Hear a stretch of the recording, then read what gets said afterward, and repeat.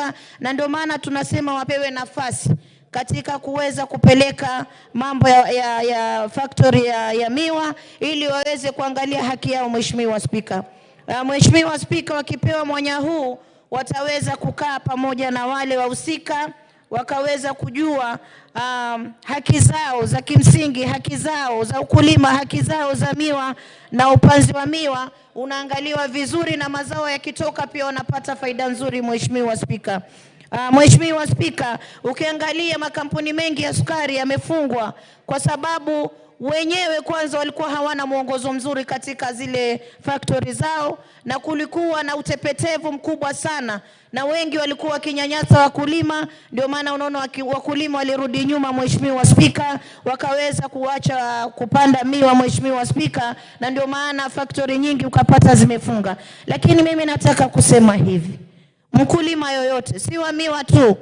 hata Mombasa, Mheshimiwa Speaker, sisi tuna wale ambao wanapanda korosho, na tungeomba serikali vile inavyosukuma sehemu zingine katika ukulima, tunawaunga mkono, lakini tunasema pia wasiangalie sehemu moja tu. Mimi kama Mama Zamzam na support wakulima wa sukari, na ningeomba pia mkulima wangu wa korosho, mkulima wangu wa nazi, naye pia aweze kuangaliwa. Thank you, Honorable Speaker. I rise under order number 5.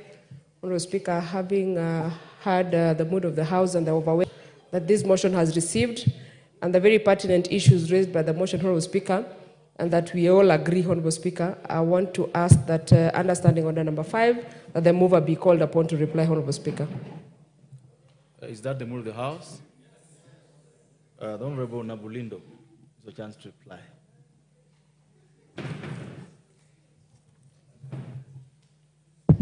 Thank you, Mr. Speaker. To this motion with a lot of passion and a lot of insights to whatever was on the floor of the House. Mr. Speaker, the House and issues arising from the sugarcane industry, generally the sugarcane farming, growing, processing and sale of sugar in Kenya. I would like to thank the following members who diligently contributed to this motion. Shortly, Honorable Undo, Kaluma, Dawood, Keinan, Okelo, Kihara, Omondi, and all the others who contributed in today's motion. Mr. Speaker, I will not go into much details because members have really talked well. They have come up very strongly in support of this. Actually, this motion seeks to achieve. And one of the speakers today, Honorable Member for Nairobi, Mheshimiwa Pasaris, said that the problem, and I totally agree with her, the problem we have in this country with the sugar industry is cartels. Mr. Speaker, for a very long time, since the early 90s up to today, cartels have been ruling the sugar industry unabated. And it seems like they are above the law. The government cannot do anything about the sugar cartels. And maybe the biggest problem with that issue of cartels is because the people who are running these cartels are actually in the government. They fight to be in the government so that they can control these businesses. Mr. Speaker, you are my neighbor, and you know very well, since the collapse of the sugar industry. Therefore, it is time that as a country and as a House of Parliament, we need to do something about the suffering of the sugarcane farmers. And, Mr. Speaker, as I speak here today, this is not the first time that a motion or a bill about the sugar and sugarcane farming has come in this house. We have had numerous motions. We have had bills. We have had sugar industry. But nothing seems to be working. When you go in the government shelves, motions, bills, laws, regulations are gathering dust. Nobody seems to be paying attention to the farmers, to the sugarcane farmers. And that has actually led some of us as leaders to be in a very awkward position because we need to help the farmers. But the farmers, we don't get any assistance from the government. Mr. Speaker, from sugarcane farming and sugarcane production. Mr. Speaker, with those few remarks, I beg to move. And before I sit down, I quote Standing Order 53-3, where I request the chair to defer the putting of this question to the next sitting as will be scheduled by the House Business Committee. Thank you. Well said, and thank you so much. The decision on this motion, as requested by the honorable member, will be made the next time the motion is slated for a decision in the order paper.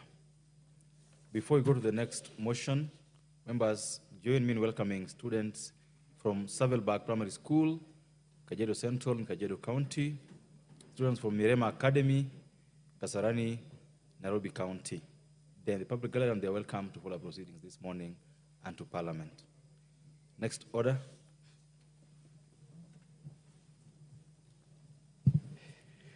Order number 9, motion number 6 of 2024, comprehensive reform of the education bursary schemes to ensure free basic education in Kenya. Honorable Esther Passaris. Thank you, Mr. Speaker. Honorable Speaker, I beg to move the following motion: that aware that Article 43(1), as read together with Article 53(1)(b) of the Constitution, provides that every person has the right to education and enshrines the right of every child to free, compulsory, basic education. Further aware that Kenya's Vision 2030 identifies education as a crucial component for transforming the country into a globally competitive nation, appreciating that bursaries play a vital role in supplementing funding for enhancing access to education, particularly for students from disadvantaged backgrounds, and contributes to the realization of universal basic education, noting that various education bursaries exist in the country, including ward-based level bursaries, county government's bursary, National Government Constituency Development Fund, the National Government Affirmative Action Fund, and the Presidential Secondary School bursaries, further noting that the evolution of bursary schemes from centralized to community-based administrations aimed to enhance education access, equity, and responsiveness to local needs, concerned that despite these efforts, the current bursary systems faces numerous challenges, including lack of standardized and transparent selection criteria funds and insufficient coverage of education costs, leading to gaps in support. Further concerned that these challenges have resulted in persistent disparities in education in secondary schools due to financial constraints and strains on household incomes as families struggle to meet educational expenses not covered by bursaries. Now, therefore, this House urges that the government, through the Ministry of Education, in collaboration with the relevant stakeholders, undertakes a comprehensive overhaul of the education bursary system with a view to collapse all bursary schemes and allocate the foundation through capitation to be directly remitted to the schools. Honorable Speaker, Article 43(1)(f), every person has the right to education. Article 53(1), every child has the right to free, compulsory, basic education. I want to underscore the word compulsory. That means children are out of school because they have not been able to pay their school fees, and the schools are... I don't mean that we only provide the fees. You know, high school is currently free, all right? It's boarding schools that you pay anything from 40,000 to 79,000, all right? But the thing is, when I say free, I mean we have to provide the uniforms. We have to provide the books. We have torn clothes, faded torn clothes. Can you imagine the stigma that that child is going through? So why can't we provide that basic school uniform? Provide the books. And then, you know, when it comes to the ministry, I mean, I am very, very, very, very proud of the choice that the president made in CS Julius Migos Ogamba as the CS for Education. I have interacted with him. He has been to Parliament to answer questions. He's hands-on. He gets it. Because if we amalgamate our bursaries, it might be about 60, 70 billion. It's really 10% of what he's getting right now. But what we are saying is we want the government to provide free more classrooms. We build classrooms based on one man, one shilling. Because what's going to happen is you teachers, let's make sure. And then you know what? The government is going to have to come back and say, you know what, to do this to the citizens, to do this, we need to collect this much money. But before the government asks for money from the citizens, right, they need to show us accountability for what they're getting. I know that to provide free basic education, we will need probably $1 trillion plus. But the thing is, when we give that $1 trillion plus to the schools, are we getting the schools to actually perform? Are we devolving corruption even to the schools? I've heard people say devolving corruption even to the schools. I've heard people say that even within the various funds there is corruption. I think we have to really have a moral reflection as a country, as leaders and as parents, because it's not just the leaders who are corrupt. Also, you have parents who are corrupt, you have citizens who are corrupt, and it's a chain reaction for everything that is going on in this country. So what we have to do is to ensure that we collect the resources and then we disperse the resources, because the delays of resources, if we say that the government is going to give the capitation, if the government doesn't send the capitation on time, doesn't send the correct amount of capitation, then what will happen is the schools are going to be auctioned, because some of the schools right now have a lot of money that they owe. So we need to basically have an audit done about what would it cost to have complete free education. So we'll ensure that every student, irregardless of their social economic background, have equitable access to quality education. Funds will reach those who need them without delay or discrimination, without mothers and fathers having to tarmac, without children having to be sent home from school. Honorable Speaker, by covering all basic education, the reforms will reduce the dropout rates in secondary school, enabling more students to complete their studies. In addition, families will be relieved by the burden of struggling to cover school costs, not currently covered by bursaries such as exam fees, uniforms, materials, promoting financial stability at the household level. Honorable Speaker, allow me to emphasize that providing free basic education is the responsibility of the government. Is a responsibility that the government must uphold. Reforming the bursary system is not just a policy change, it is a moral and constitutional obligation to ensure that no child is denied the opportunity to learn. This motion is about ensuring the government fulfills its constitutional duty to provide free and compulsory education to every child in Kenya. Picture a young student in the informal settlements or a rural village whose dream is currently threatened by financial barriers. This reform, by consolidating bursary schemes and directly funding schools, will lift the burden and ensure that no child is left behind simply because of lack of resources. I am aware that the Speaker engaged the Ministry of Education through the clerk to provide us with information that will birth a legislative proposal to address this issue.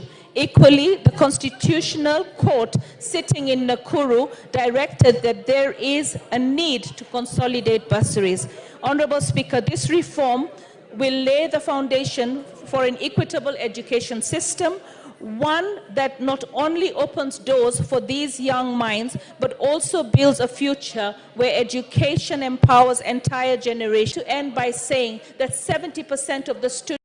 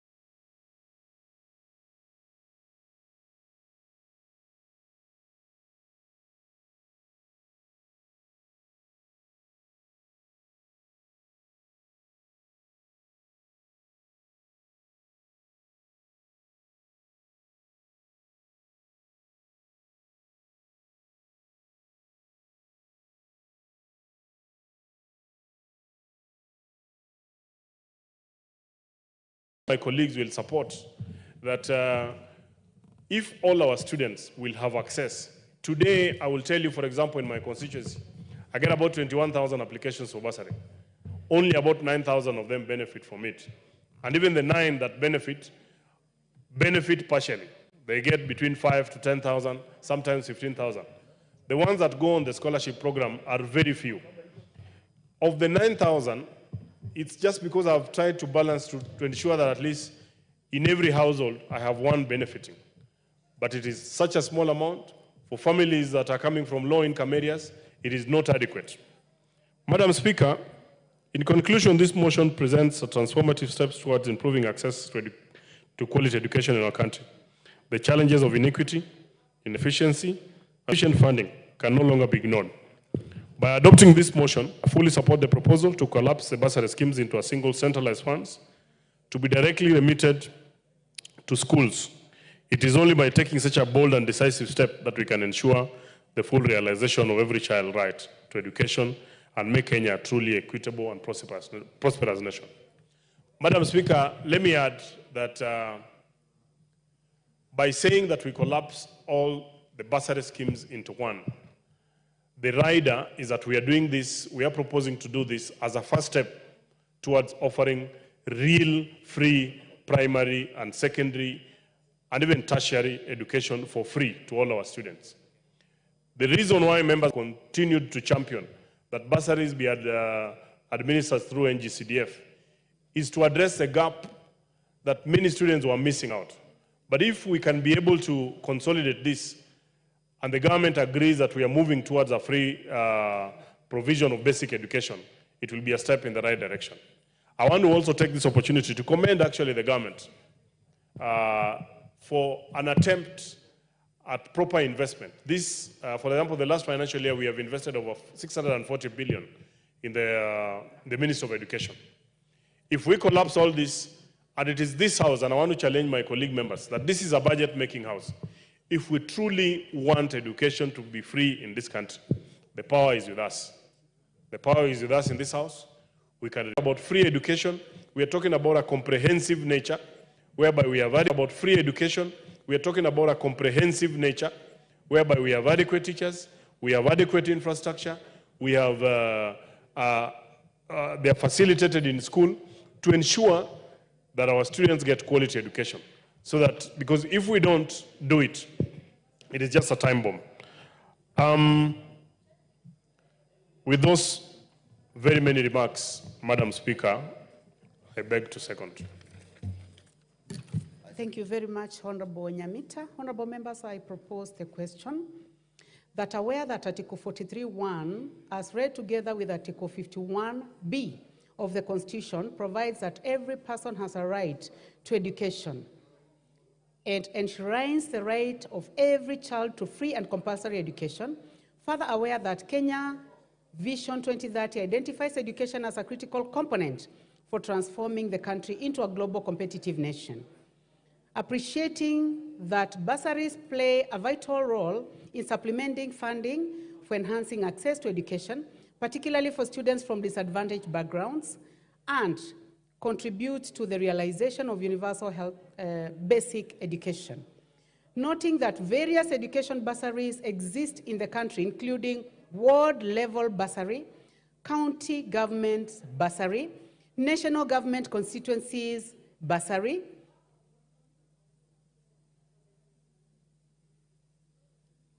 I'll take that, National Government Constituencies Development Fund, NGCDF, the National Government Affirmative Action Fund, NGAF, and the Presidential Secondary School Bursary, PSSB. Further noting that evolution of bursary schemes from centralized to community-based administration aimed to enhance education access, equality, and responsiveness to local needs, concerned that despite these efforts, the current bursary system faces numerous challenges, including lack of standardization and transparent selection criteria, delay in disbursement of funds, and insufficient coverage of education costs, leading to gaps in support. Further, concerned that these challenges have resulted in persistent disparities in education access, increased dropout rates, particularly in secondary schools, due to financial constraints, and strain on household incomes as families struggle to meet education expenses not covered by bursaries, acknowledging that implementation of community-based bursary schemes has not fully achieved its intended objective, hence the need to reevaluate the current bursary system with a view to ensure equitable and free access to quality education for all students, cognizant that, that the duty of the government is to provide free education can best be achieved by consolidating education fund and directly remitting to public schools. Now, therefore, this House urges the government, through the Ministry of Education, in collaboration with the relevant stakeholders, undertakes a comprehensive overhaul of the education bursary system with a view to collapsing all bursary schemes and allocating the fund to the State Department of Basic Education for provision of free basic education through capitation to be directly remitted to schools. Yes, Honorable Kiaria, what is out of order? Madam Speaker, for sure nothing is out of order because the chair can never be out of order. I'm rising on standing order number 97, and I'm cognizant of how important the motion that has been brought here by the county MP for Nairobi is. And you can see, even tell from the interest that on a Wednesday morning, members have filled the chairs and the benches in the House to debate this motion. Madam Speaker, my concern is on the time we have to debate this. And I'm standing on standing order number 97, which provides that this House can decide to limit the time of debate. And in this case, I'm proposing that we can limit the time of debate from 10 minutes to around 5 minutes, so that as many members can get the time and opportunity to debate this most important motion, Madam Speaker. So, Madam Speaker, I'm just requesting that you find out from the House whether we would agree to limit the time to around 5 minutes. Thank you very much, Madam Speaker. Thank you very much, Honorable KJ. Honorable members, at the moment I have 17 requests, and I'm sure each one of you would like to debate this subject. So I would like to find out whether it is the mood of the House that we reduce from 10 minutes to 5 minutes for this. Yes, indeed it is, and we now proceed with debate. The first opportunity will go to the Honorable Timothy Wanyonyi, member for Westlands. Thank you, Madam Speaker, to contribute this motion. Madam Speaker, this is a very critical motion brought by my county women rep, Mrs.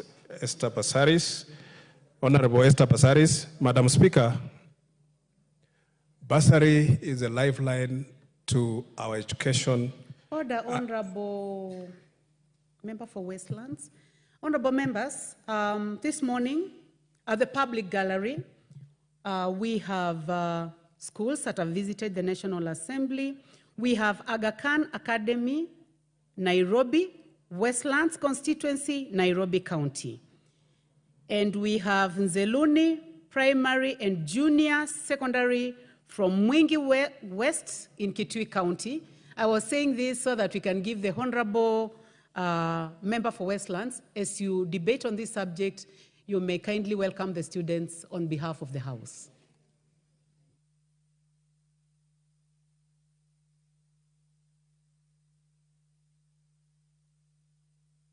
Please give the mic to the Honorable Wanyonyi. Give the microphone to the Thank you, Madam Speaker. Madam Speaker, I would like to, on behalf of all the members of this House, to welcome the students from Aga Khan Academy, and this is a school in my constituency, Madam Speaker, and I would like to encourage them to follow the proceedings of the House and also learn how Parliament functions, because I know these are the leaders that we are preparing, Madam Speaker, to take over from us. And this is the House of Parliament, the National Assembly. Welcome and feel free, enjoy, ask as many questions from the staff of Parliament who are with you, what you want to know, so that when you go away, know that we are here to support you and make sure that schools function. Madam Speaker, thank you very much for the opportunity. Madam Speaker, as we debate this motion on the bursaries, Madam Speaker, I remember a long time ago, there were government bursaries, and they were enshrined in secrecy because during our time in school, the people who used to get bursaries, I think they were coming from the office of the president. I don't know whether it was Minister of Education, but mostly from the president. And Madam Speaker, along the time, things have happened. We have come with the devolution, CDF came, and many other things, Madam Speaker. We are trying as much as we can, Madam Speaker, to devolve functions from the national government as far as to the smallest unit in the administrative system, Madam Speaker, and that is at the ward level, from the constituency to the ward level, Madam Speaker, so that these funds are more accessible to people, Madam Speaker, so that people can benefit more from the county, from the constituency, and from the presidential fund, Mr. Speaker. Madam Speaker, all these things happen around the constituency. And I know most of these, especially the NGCDF, Madam Speaker, the bursaries through NGCDF, I know it is functioning and is working very well. There are many, many other bursaries, and this is to the advantage of the children and the parents of this country, Madam Speaker. What we are looking is that we put more money in these bursaries so that we can move and add more money. Madam Speaker, under the PBI, we had proposed that we increase from 2.5% allocation of the funds to the CDF to 5%. And that will mean that we can give school fees, Madam Speaker, to children. We can pay full school fees, or we can give a minimum of 20,000 to a student, Madam Speaker. And that can make sure that that student, especially those who are in day school, if you pay 20,000, Madam Speaker, you'll have paid almost the full amount of the school fees for the whole year. So we are feeling, we know that, Madam Speaker, the intention of the mover of this motion, Madam Speaker, is to get efficiency and make sure that there's enough money for bursaries, to cater for school fees for children, and many other things, Madam Speaker. But, Madam Speaker, I am very concerned about centralizing the fund or collapsing these all other bursaries into one. Madam Speaker, I don't know if it's going to create efficiency when we bring it under one center. It's going to create more problems because we have, look at the help, the students at the higher education, Madam Speaker, at the university, accessing help is a big problem. But when we come to accessing bursaries through the NGCDF or at the ward level or even at NGAF, Madam Speaker, it's much easier because you know where these offices are, and we know that we move and go and issue bursaries outside there, Madam Speaker, in the open, and people are very happy with it. I'm very sure that what the intention of Mheshimiwa Esther bursaries is to create efficiency in the issues of bursaries and increasing money in the issues, Madam Speaker. But I have an issue and a problem with centralizing or collapsing all these bursaries into one. Let us leave them the way they are, but